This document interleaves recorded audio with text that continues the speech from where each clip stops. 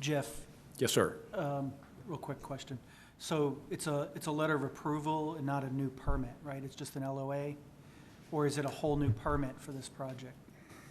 Well, it was actually two permits. You had one permit for the dredging work that needed to be done as part of this, and I ought to have an answer to that question. I can get that for you, but whatever permit we needed to construct these docks, and I'm not sure why that was so much more of an issue than the dredging. But, Okay. you know, we've had the dredging permit for 6 months, and I'll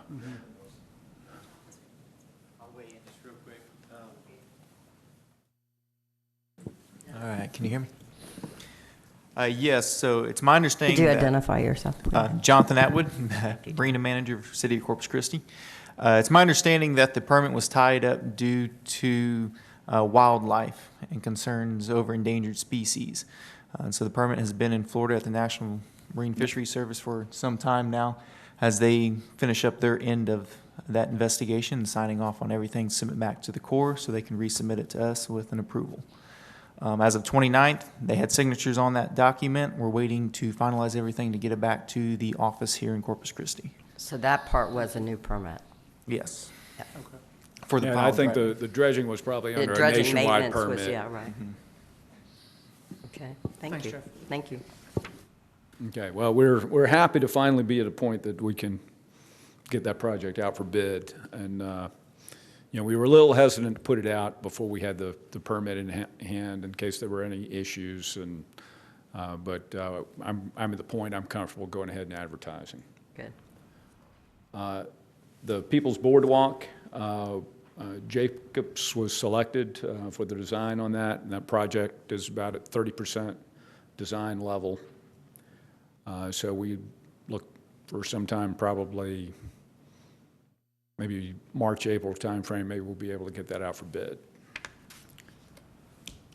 The Marina Boat Haul Out facility, we have selected the architect on that. It's Turner Ramirez, and we're in the scoping and negotiation and hoping to take that contract to council next month.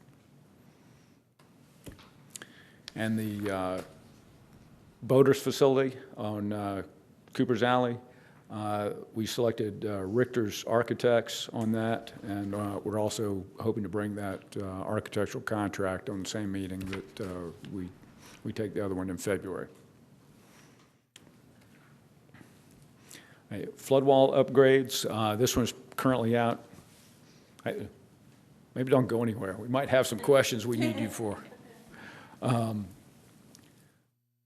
one is currently in the RFQ phase, and you may remember we've broken that into two projects. We're looking at one to address the flood wall, flood protection type of issues, addressing deficiencies in that waterfront, and then the second project is going to look at connectivity and potentially use some of the kind of aerial walkway that is back behind the Science Museum. So those are going forward as two separate projects, and they're both in the procurement phase. That concludes my report. I'll stand by for any questions.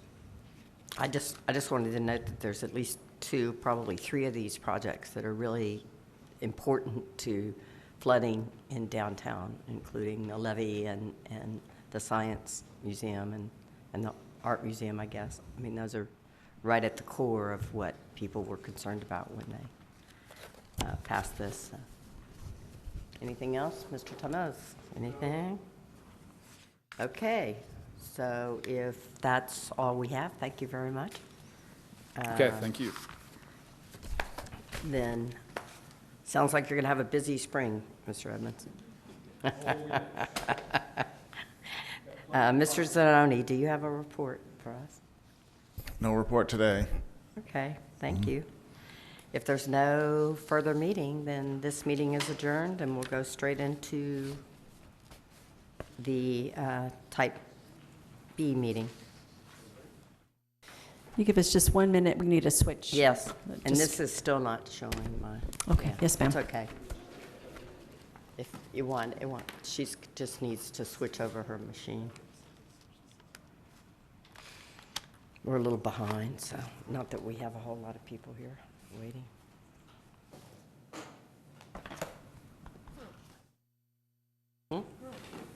Yeah.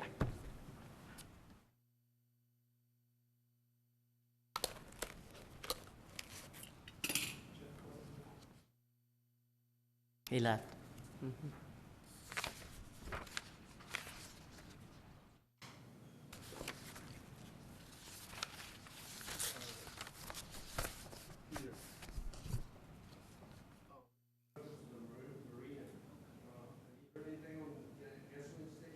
I know you have us waiting for you. Yes, we have. Yeah, we're looking at another entity to see if they can service us over there, to include either with the infrastructure would either be at their expense or a combination of ours and theirs. But there's I can't give away too much information right yet. I'm not sure if the company's willing to let people know that, but we've asked a company that's opening up several gasoline type shops in the state to consider opening one there at the marina. So yeah, we think that's the best bet right now. We should know something in a couple of weeks. Yeah. Okay, we're ready to start. Also, on the queuing system, there's some equipment that's missing. They're not able to fix that right now, so I apologize. We'll have to do the raise your hand. That's all right. Just Yeah. good luck for tomorrow. That's my thought, but we hopefully will be okay tomorrow. Yes, ma'am. May the force be with you. All right, Yes, ma'am. we're small enough, so y'all just let me know if you have a question.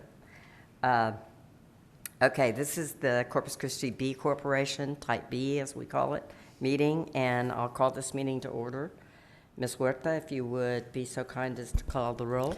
President Leah Oliveri, Present. Vice President Alan Wilson is absent. Secretary Diana Summers, Present. Scott Harris, Present. Jesus Jimenez is absent. Robert Temes, John Valls is absent. We do have a quorum present to conduct the meeting. Thank you, ma'am. Okay, do we have anyone that would like to make any public comment? I see no one. Ms. Huerta, have we received any requests for public comment? No, ma'am. Thank you. Okay, we're moving on to the minutes. The chair would entertain a motion. Mr. Temes moves. Do I have a second? Second. Ms. Summers seconds. All those in favor say aye. All those opposed say no. The motion carries. And next, we get a financial report for Yes. Type B. Heather Hurlbert, Director of Finance. So we'll be presenting the financial statements for the 2 months ended November 30th, 2022. So overall, the Type B is divided into 3 different functions and funding sources: the affordable housing, economic development, and streets. And so overall, we began the year with a $12.5 million fund balance.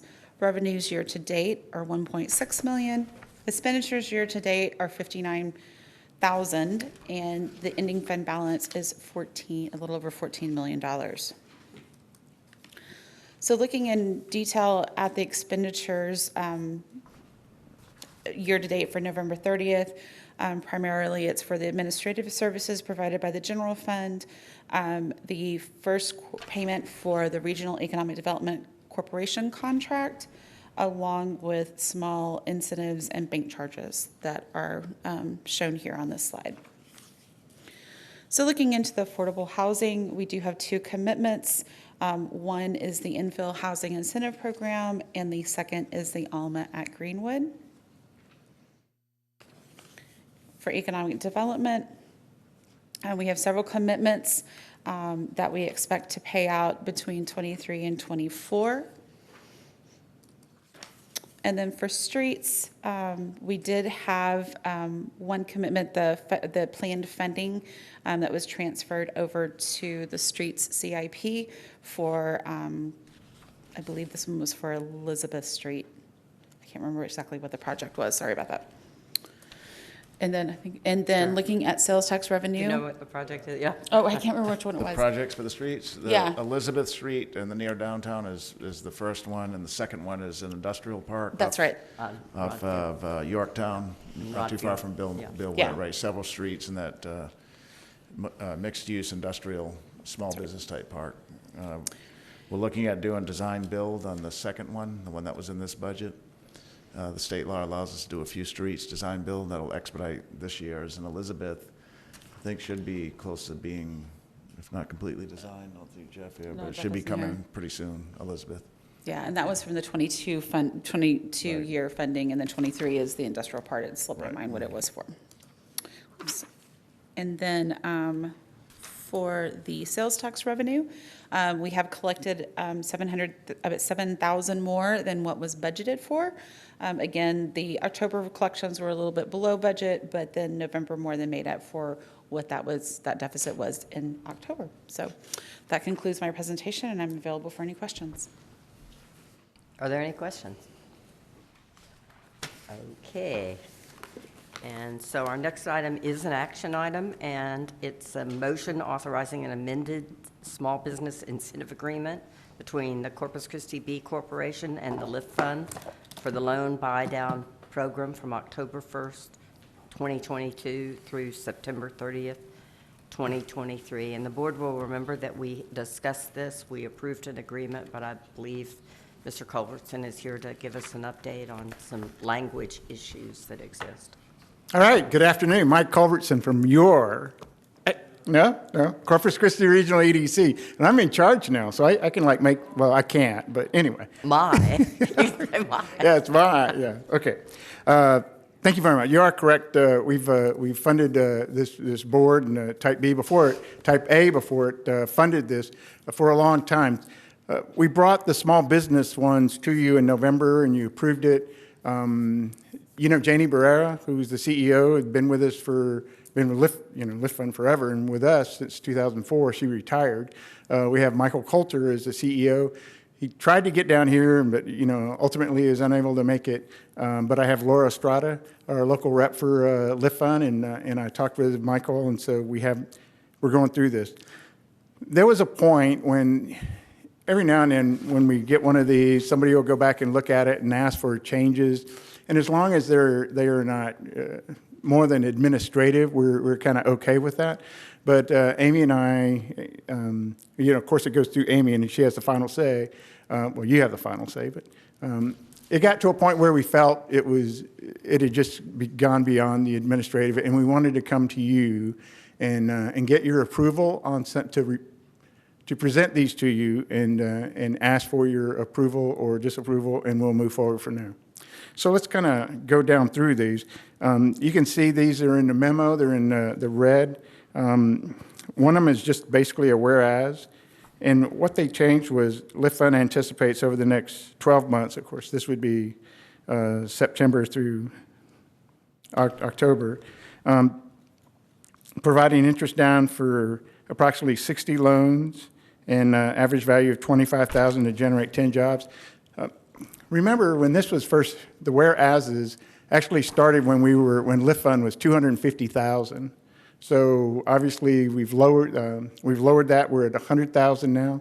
Not only that, we have inflation and the interest rates. So they are really thinking they can guarantee. Well, they didn't guarantee, but they want to be more accurate and give you the 20 loans and the 10 new jobs. Because as we go through, equipment is getting more expensive, so while you get the same equipment, there's fewer jobs. All right. Moving on into now Section 3 under the buy-down. These are things that we actually went through, I will tell you, a new broom sweeps clean, that they went through with their risk management people. They have asked for in Section II, the applicant must include a notarized affidavit stating that they've gone to financials. What we're finding in talking with Alan, it'd be nice if he was here to back me, but they are not going through the application process with banks.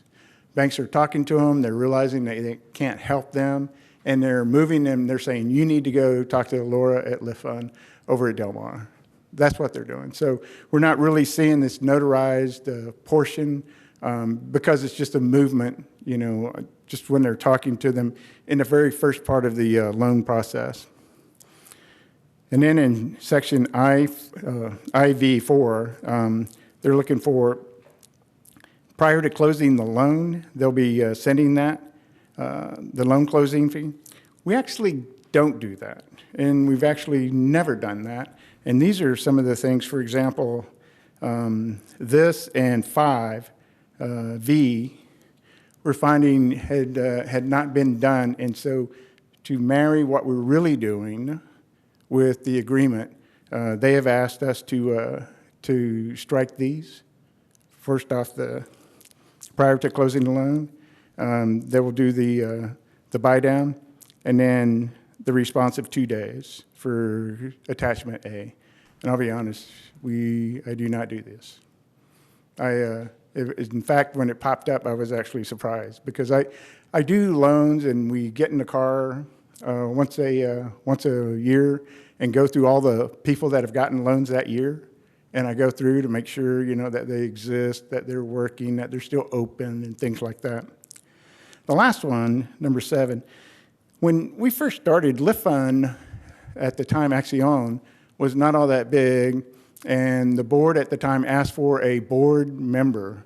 And so we had a board member for many years, well, for 3 years, and then they resigned, and it was a very difficult time. We finally we gapped it for 3 years because we couldn't find anybody.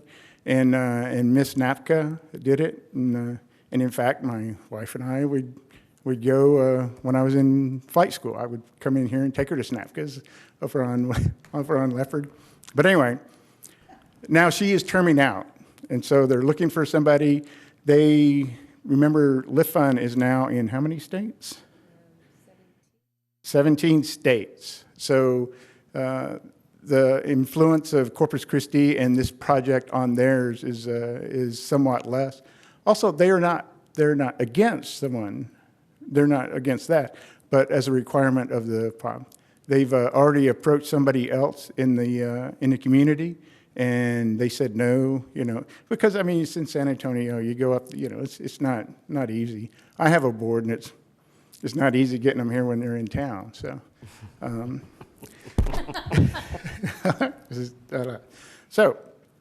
so these are the ones. I will tell you that Mike Culbertson, I have no problem with these. I understand where they're coming from. But we did agree that, Amy and I, that it needed to rise to your level. I have Laura here to discuss anything with you that you'd like to talk about. And I recommend approval. Any comments? So if I understand correctly, Live Fund is agreeing that they will make an effort to try to find somebody from Yes. this correct Yes, ma'am. community, but they do not want it to be an absolute or a requirement. That's correct. And we are actually working very hard to get people. We've already had a declination. I've offered several names of people in the area, and Okay. as you know. Understand. But we're trying, but we're not averse to it. We're just trying to get somebody. Kathy Snap, because I think she terms out in the middle of the year, and so then now we're having to get somebody else to come take her place. So if anybody knows any names, my point is, or anybody that might have an interest, Ms. Summers, did you have a comment? I have a question on section 3. You turn your mic on, please? Thanks. Thank you. Under striking the notarized affidavit portion, will an applicant need a referral from a bank saying that, they couldn't work with them? How will that be handled, that that they've been denied by a bank? So what they do is typically two or three things happen. I get a call directly from the banker and letting me know that while the client's there, that they're referring somebody in. And if that doesn't happen, I'm getting an email. If that doesn't happen, the customer's coming in with their card, and then I call the banker and I ask them, why are they here? What do we need to do? And so we're getting that. I have a comfort level of just saying, I need to know why you're here, and let's talk about it. And so then we have been using an internal document. It's an affidavit of bank denial. It is a document that is asking for a notary. I happen to be a notary, so once I get a confirmation from either source, then I make that document, and I've been keeping that for the past almost 10 years. That's been what we've been doing. But most individuals are referred to us. They don't even know that we exist. And so it is the banker who knows of us that will be referring them to us. And so the reason that, and first I want to tell you, Mike Coulter said he's really sorry that he misunderstood the request to be here. He really tried to get down here, so I forgot to tell you that. But if you think about the client, they're at the banker's telling them, we're not going to be able to help you. Go see this individual at this location.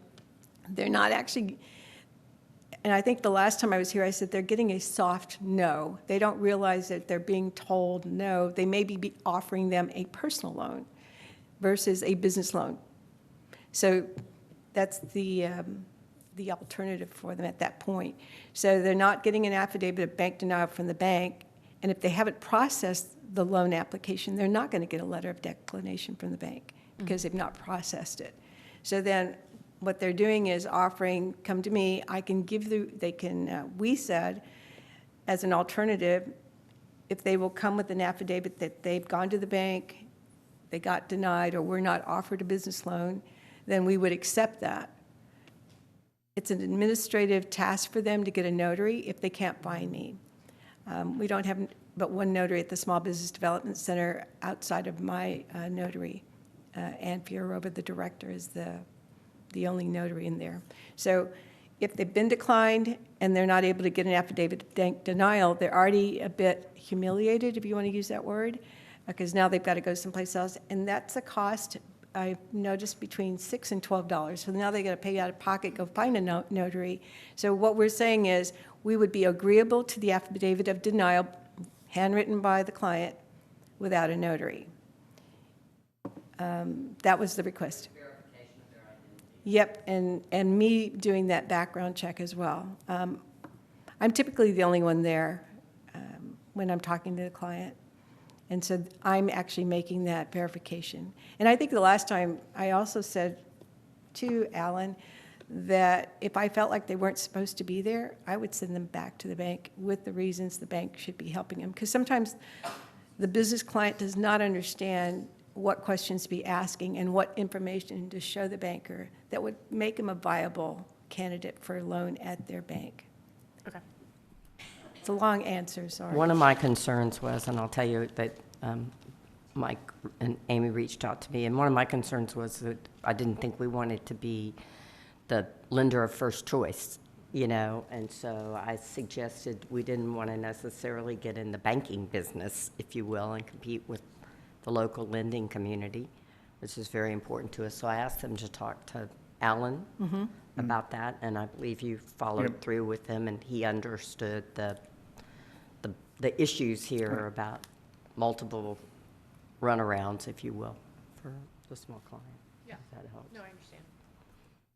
I hope I answered your question. So the chair would entertain a motion to make these changes. Mr. Tomet?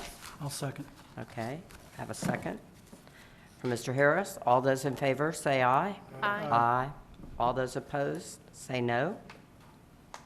Hearing none, the motion passes. Thank you. Thank you. Thank you. Okay, so now we can move on to I had asked, Mike, are you going to give us a update, quick quarterly update first, I think? I'm the interim. They don't allow me to actually walk around as if I know what I'm doing. Although I've always known, I'm just not good in public. Mike Culbertson, interim CEO of EDC, here with your favorite one, the quarterly report. I know you love it. All right, so the Botanical Garden, I'll get right through it. Botanical Gardens has started work. You know, they've already flatted out. They have the grant from Texas Parks and Wildlife, and they are moving along. They're still looking at, they have until 8/21/23, so this year, and they need to get it. They want to get most of it done, you know, obviously before the summer, so that they can have that. But that's they are moving along. Del Mar Tech, they are just cleaning up. This was another one that I think the Type A took a tour a few years ago, and they are finishing up. They will probably use another 10,000, 20,000. Whatever is not used will come back to the Type A as for general funds, and then you can use it as you like. Let's talk new sports. So, the next sports, I'm sorry. Next sports, how many, the good doctor, they're working hard. They've cleared the field. He is still working through development services. I don't want to, there are times when people who are not builders start working through, and they don't really understand the things. Al Raymond's been very open and has held meetings, at our request and with the good doctor, and they're still moving along. The other part is when he initially was trying to get funding, that was delayed. He has the funding. The question is whether he can finish on time. To give you an idea, the first 8 fields have $1.25 million, and that's just the field, but it has to be infrastructure. So if he doesn't spend that much, then he doesn't. And then phase 2, if he were to do phase 2, which are the other amenities, then he would get, the other 600 and then go from there. So phase 1 is still working, but I think that's pretty an easy one to finish. We'll see. Do we have an estimate? Does he have an estimate on the permitting?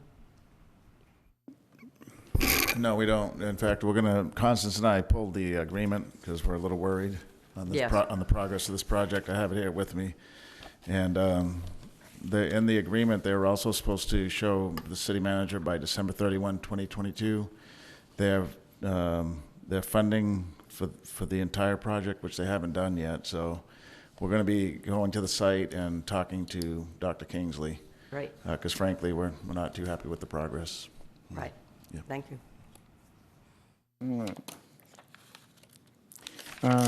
ICE has been doing well. They were having trouble to get their jobs where they need to be, so they didn't earn their incentive this year. They have one more year, so that 25 will just go back to general fund.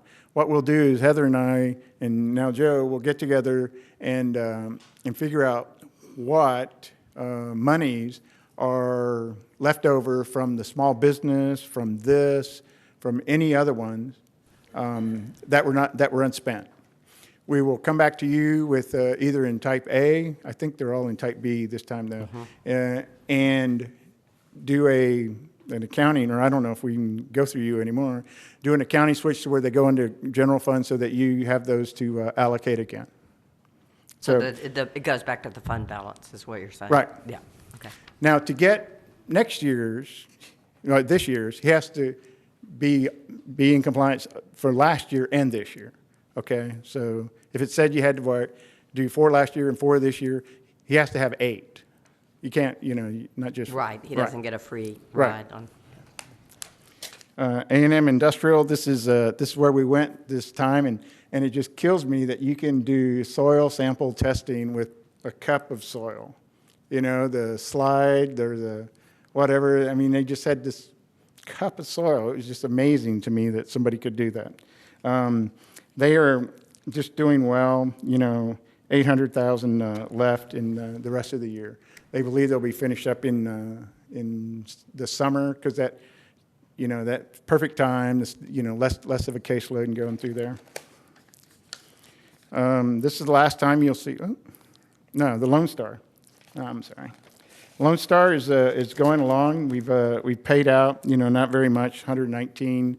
We've actually paid out another bill for that's much higher. They are moving along in theirs, and this was, if you remember, Thanos Flight. They were part of the ones the consultants that came in. They are on board, and now they're just getting their materials list together, and then finishing up the design work on the building to do that. La Vista Point, this is the last time you'll hear about that. It is, this is a type B. They have done everything they said. They've gotten COOs for everything. They are occupied. They've created, 150 apartments. I think they're 92%, 8% vacancy, which is a little bit better. I think The fleet average is about 87 right now. I haven't seen the last ones I saw were just September, so we'll see. But they are paid out, so there's not much more for them to do. So let's just talk a little bit about these. Lift Fund. Lift Fund actually started, now this is for Q4. I'm reporting on Q4. Lift Fund and SCORE both started. So Lift Fund goes in the October to September, and the other ones go calendar year because it's just a little easier for them. But Lift Funds hasn't done anything, as you can imagine, because they don't have an agreement. But I mean, they've done things. They've processed loans, but of course, they haven't come back to us for any requests because they don't have an agreement. No, they do. But they this is what they did last year for the loans. No, it's through 2021. And so remember last year because of a budget, we were trying to fit them into a budget. They were 49.3, and they'll go to 100 this next year. Mm-hmm. SCORE is doing really well. They're doing a lot for marketing, and if you have a chance, just stop by and watch one. It's a lunch and learn. They learned a long time ago that CEOs don't have time to go and sit in a classroom, but everybody eats lunch, so they'll have a lunch. And not only that, with COVID, they really taught them that they could do it online, which is great too, because now you don't even have to leave your house or leave your work to go and learn and have lunch, and it saves on lunch, so everything works out well. But their quarterly report, they've done quite a bit on already, because they have already started.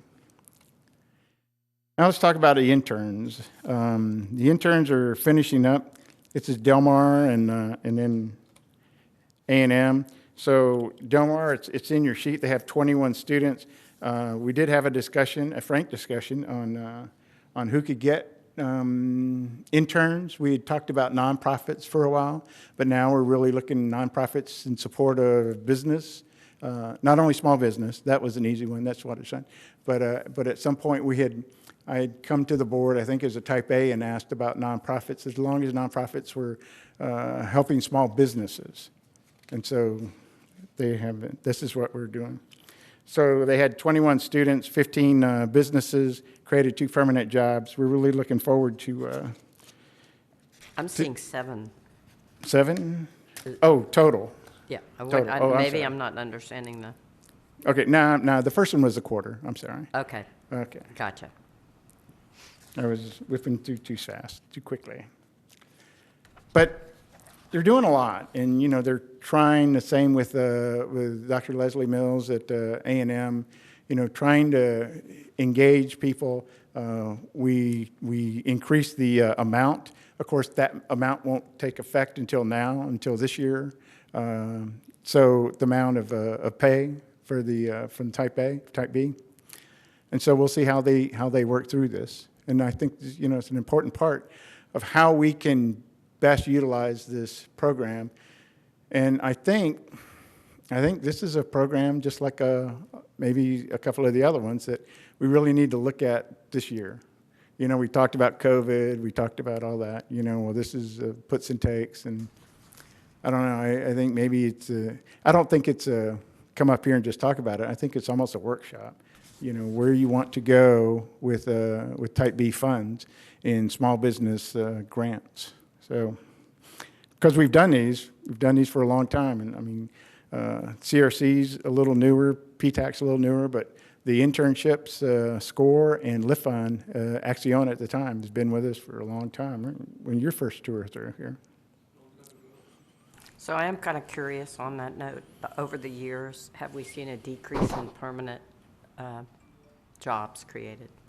I mean, I'm seeing 10, Right. 50, it's we're not getting a lot of permanent jobs. We will. We have.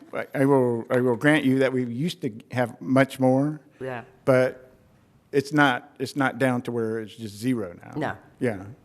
But we've had, and A&M, in their defense, 4-year, it's a little harder for them. Del Mar, if you have an intern you like, you're a year away from having them, right? But A&M, you may be 2 years away. And so things like that happens. So, but Do you have a question, Miss? Yeah, A&M was hiring a marketing director for the program, or there was someone new that came to the last meeting. Was gonna try to do more marketing among Right. the businesses, I believe they said. you know, they have so it is out of their career office. So Del Mar's was out of student services, and then it's moved over to the SBDC under Ann Farova and A&M. Now they have tons of interns that are required by their degrees, and we're not counting those.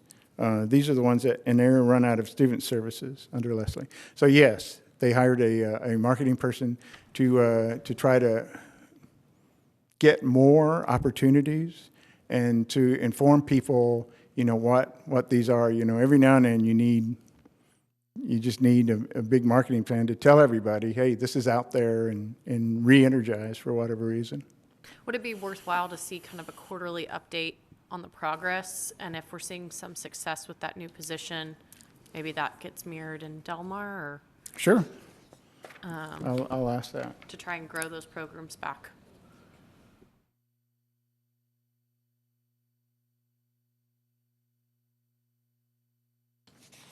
All right. Here we go for Texas A&M. So you can see they've done. Is it them? Yeah. So they've done their stuff. They've gone through. Again, one of their problems with interns was was hours, getting enough hours. They had the interns, they had the people, or they they weren't turning people away, they weren't turning companies away, but it's just hours. So that's why their numbers were down. PTAC. What was the difference between the businesses in blue and the businesses in gray on that chart? Which one? The businesses in blue versus the businesses in gray? Oh, no, it's just to help you. Help you read across the Help, line. yeah, it's just a format thing to Okay. help you take a look at. All right. PTAC, I have Robert Melbell here, and you can see 25 businesses. I think this has just been, I remember when they came to me with it and started talking, and we approached Type A about it. I mean, it's just a great opportunity for a small business to figure out how to get into government procurement and how the barriers to entry are unintentional but huge, and the need to overcome them. You can see help 225 businesses, 106 million in contracts. While for Exxon that's not much, but for small businesses that's huge. And the other one is the course is you can see 868 attendees. These are people who are trying to learn and trying to figure out how to get this thing done. And you don't just walk in and just click here, here, and here. I mean, there's a lot of thought that goes into it. There's in one of them you have to get a DMB, and in fact I was talking to a project, a hydrogen project, and I was like, I need a DUNS, and they're like, they had no idea what I was talking about. They're from Denmark, but anyway, so. But they are doing well, and then also with CRC, and. So, helping 34 businesses. CRC's really had a harder time taking off, while government is pretty administrative. CRC, we still need to get into the companies, and even local companies. We find that their procurement may be located in Dallas, or maybe located, centrally, and so. Just going to the factory like you used to and talk to Joe and try to get on the list is one thing. But now, you go all the way up and they're like, you're just another person trying to get business, right? So that's what they're doing, and that's what she's doing as she's really trying to reach out. We try to help her. We at the EDC try to help her. So as we get to new companies with incentive agreements, they do have buy local And so we really push. I think Gulf Coast Growth Ventures really set the mark when they had theirs, and they had a vendor portal that really helped take us through all of that.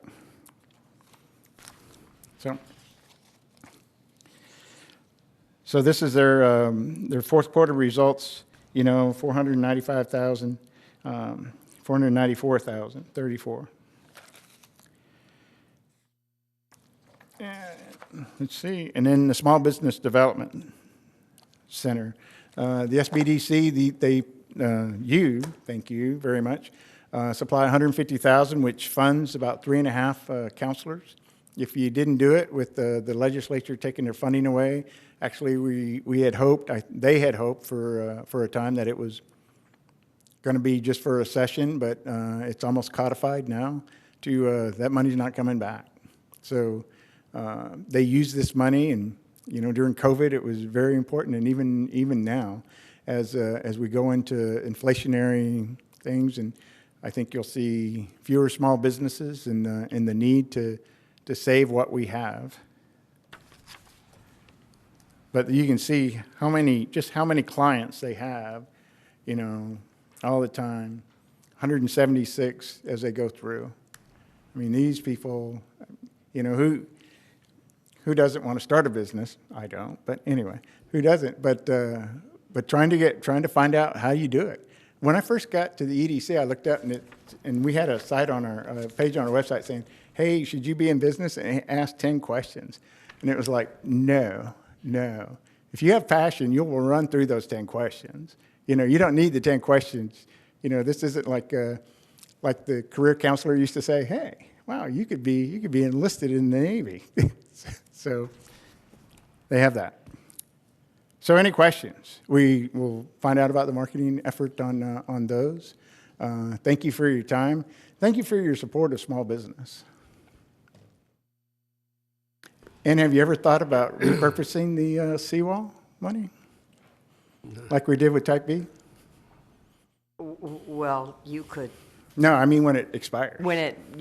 yes, I think there have been some discussions I've heard around the community about maybe expanding the area that might, if it came back as a stormwater. Yeah. But that's over my pay grade. Because the closest election is November 2024. Right. Yeah. All right. Right. We'll talk about it in 25, Michael. What's that? In 25, we'll talk about it. Yeah, there you go. Okay. There you go. We'll see how much money we still have. Well, or that We be looked at available the Type A. We looked at Type A 4 years before it expired. We knew. We had everything. We had people lined up. We knew Right. we needed to do The something. seawall started 3 years before it was Right. actually on the But agenda. it's for 25 years, and Type A was, the economic was only for 10, 20 years, 10. or 15 or something. 15 or One's something. one's 20 and the other's 15, something like that. Yeah. But anyway, all right? Yeah, I'd just like to say on the Del Mar process unit, I did go to the presentation. And we were highly recognized by Del Mar, Lenore, and Dr. Escamilla as to our funding assistance. And also there was 3 companies there that also assisted on the project, and they recognized us highly. So, and that's what I like to see when we assist any projects, and we are recognized. That's the way I like to see it Yes, sir. being done. They also have a sign in front of the building there at Del Mar, so that's very nice. I just thought I'd bring it up. All right. Thank you, Michael. Thank you. Interim CEO. So I had asked that we have an item, I think we talked about it last time, just to kind of go back and look at our operating guidelines and policies, and there was an excellent presentation put together. But I think with the number of people not here today, I think I would hold that, if that's all right with y'all. That's fine. But at least ask everybody to take a look at that material and see if anything jumps out at you, if you have any questions. And then we can put it back on. And also, I found these rules of procedures, and so I'll get these resent in digital form. I just happened upon them. And I think they're kind of relevant to y'all's review as well. Yeah. And then that kind of can lead us, I hope, into a discussion that might help Mike and even get some input from the city manager and his staff on, you know, we've got 4 million balance and we're accruing about 4 million a year or something like that. Where are we going to put this money to work? So that's part of my personal thought on this. Yes, Mr. Harris. For clarification, Madam Chair, I think what, and just correct me if I'm wrong, I think what you're looking for from the board members is not a relook at procedures on how we conduct meetings, but it is more of, okay, we have $4 million for this. How do we prioritize that? Is it for this type of project or this type, or is it economic development, affordable housing? What can we do with that available funding? Well, right? I was looking particularly at the economic development funds in Type B, and I think there was even some questions brought up, I think by Mr. Valls and other, about sort of how does this work? How do we prioritize? Should it come to us first, or, you know, the approval process before we review it, if you will? So I think that's kind of open for some discussion. That is in those guidelines that it kind of steps you through the process. Okay. And then there's also, of course, the staff to discuss, or Mr. Culberson to talk about what's allowed under the state law, which is very broad. You and others who have been to some of the TML or whatever, you may have an idea of, are there other ways that communities are using this money? I know I was down in Brownsville recently, and they use it a little bit differently than we use it. So, you know, it doesn't seem like we've had the same demand level over the last few years in businesses coming in and saying, I need, you know, money to expand my operation. So that's my sense. Do you agree? Yeah, I agree. Yeah. I'm on the same page as you. Okay. No, I don't want to get down in the nitty-gritty. When it comes to the operating procedures, I just noticed a few things that could be tweaked that maybe need to be updated, like our meetings are now, I guess, the second Monday, not the third Monday, or little tiny things like that. But anybody have any other comments? Well, back in the days, usually any projects that come before us, it's always been handled by staff, legal, and economic development. So it's not how it's prioritized, it's just how they fall in and before they come to us. It's the process that we take while we're here. Sure. Okay. But we could say we're particularly interested in more small business. I mean, I'm just giving you an example. I don't know if we can I'm not do saying- that. yeah. Can we do that? I mean, we Are you go asking by- if we can set priorities for what we're trying to fund? Yes, we can, You as long can. as all those things are legal. Since we get paid all the money to do this job, I think that we have the authorization to send it back to staff. Yeah. Well, you know, one thing is, Mr. Thomas, is B is a lot more flexible than A was in that sense. So the field is broader. Yeah, and the guidelines do go back to city council, so they will go Yes. through that way. And I think one of the things that our president, Ms. Olivari, has pointed out through this process is when we created these guidelines in 2018, when Type B was brand new, Right. we had a lot of questions on where we were going to want to go in the future, and we added some provisions that were very vague. We have a provision that says that we can fund other. We haven't ever stopped to Define think that. of what other should be, or if there's a priority area that we would want to spend that money in, or anything like that. So those are things the board can consider moving forward. Right. Thank you. Okay, with that, I'll call the meeting adjourned. Thank you. Oh, I'm sorry, Mr. Zanoni. I forgot. No real report, except just you're probably already aware, but tomorrow 4 new council members will be sworn in at our first council meeting with this new council. 3 new ones, and Councilman Roy is returning. So there's a series of events tomorrow starting at 9. There's a meeting from 9 to 10, 10 to 11, and then the city council meeting at 11:30. So the 9 to 10 is the 4 council members leaving the dais. They'll have some closing comments or some departing comments, and we'll be giving some gifts. And then the 10 o'clock, that's 9 to 10, 10 to 11 is the new council members coming on board, the swearing-in ceremony and their remarks. And then the new council will be presiding over the meeting at 11:30. So you're trying to get a crowd there? Well, I think there's going to be a pretty big one anyway. Yeah, I think you're right? doing better Yeah. than I did today. Yeah, so people are welcome to attend. There'll be refreshments throughout the morning, and should be a pretty exciting day. So Yes. just want to put Thank it on you. your radar in case you weren't aware. Thank you very much. Thank you. Appreciate it. Happy New Year to all. Thank you, staff.